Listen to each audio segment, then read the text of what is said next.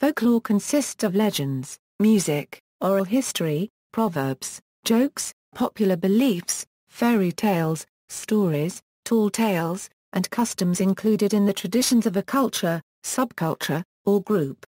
It also includes the set of practices through which those expressive genres are shared.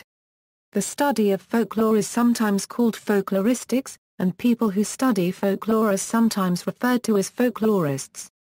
The English antiquarian William Thoms introduced the word folklore in a letter published in the London journal The Athenaeum in 1846. In usage, there is a continuum between folklore and mythology. Stith Thompson made a major attempt to index the motifs of both folklore and mythology, providing an outline for classifying new motifs within which scholars can keep track of all older motifs.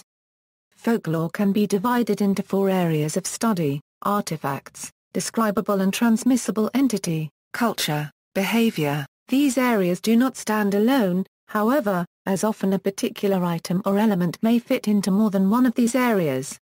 Oral tradition. While folklore can contain religious or mythic elements, it equally concerns itself with the sometimes mundane traditions of everyday life. Folklore frequently ties the practical and the esoteric into one narrative package. It has often been conflated with mythology, and vice versa. Ancient Roman religion, for instance, is called myth today. Sometimes folklore is religious in nature, like the tales of the Welsh Mabinogion or those found in Icelandic skaldic poetry. Many of the tales in the Golden Legend of Jacob de Origin also embody folklore elements in a Christian context. Examples of such Christian mythology are the themes woven around Saint George or Saint Christopher. In this case, the term folklore is being used in a pejorative sense. Folktales is a general term for different varieties of traditional narrative. The telling of stories appears to be a cultural universal, common to basic and complex societies alike. Even the forms folktales take are certainly similar from culture to culture, and comparative studies of themes and narrative ways have been successful in showing these relationships. Also, it is considered to be an oral tale to be told for everybody. On the other hand, folklore can be used to accurately describe a figurative narrative, which has no sacred or religious content. In the Jungian view, which is but one method of analysis, it may instead pertain to unconscious psychological patterns, instincts or archetypes of the mind. This may or may not have components of the fantastic. These folktales may or may not emerge from a religious tradition, but nevertheless speak to deep psychological issues. The familiar folktale, Hansel and Gretel, is an example of this fine line. The manifest purpose of the tale may primarily be one of mundane instruction regarding forest safety or secondarily a cautionary tale about the dangers of famine to large families, but its latent meaning may evoke a strong emotional response due to the widely understood themes and motifs such as the terrible mother, death, and atonement with a father. There can be both a moral and psychological scope to the work, as well as entertainment value, depending upon the nature of the teller, the style of the telling, the ages of the audience members, and the overall context of the performance. Folklorists generally resist universal interpretations of narratives and, wherever possible, analyze oral versions of tellings in specific contexts, rather than print sources, which often show the work or bias of the writer or editor. Contemporary narratives common in the Western world include the urban legend.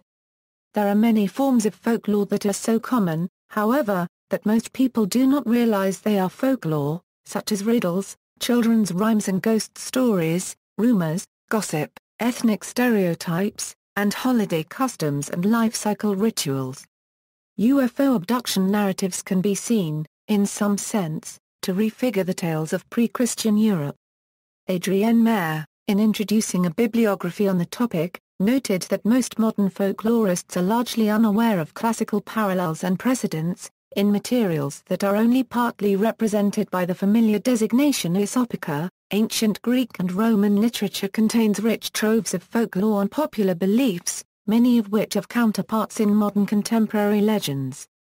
Vladimir Prop's classic study Morphology of the Folktale became the basis of research into the structure of folklore texts. Prop discovered a uniform structure in Russian fairy tales. His book has been translated into English, Italian, Polish and other languages. The English translation was issued in USA in 1958, some 30 years after the publication of the original. It was met by approving reviews and significantly influenced later research on folklore and, more generally, structural semantics.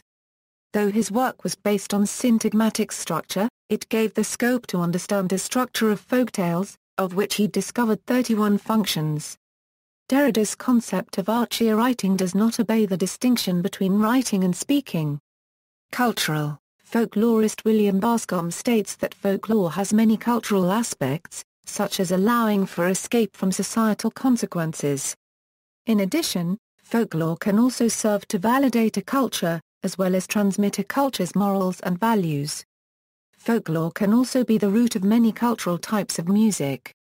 Country, blues, and bluegrass all originate from American folklore. Examples of artists which have used folkloric themes in their music would be Bill Monroe, Flat and Scruggs, Old Crow Medicine Show, Jim Crows, and many others. Folklore can also be used to assert social pressures, or relieve them, for example in the case of humor and carnival.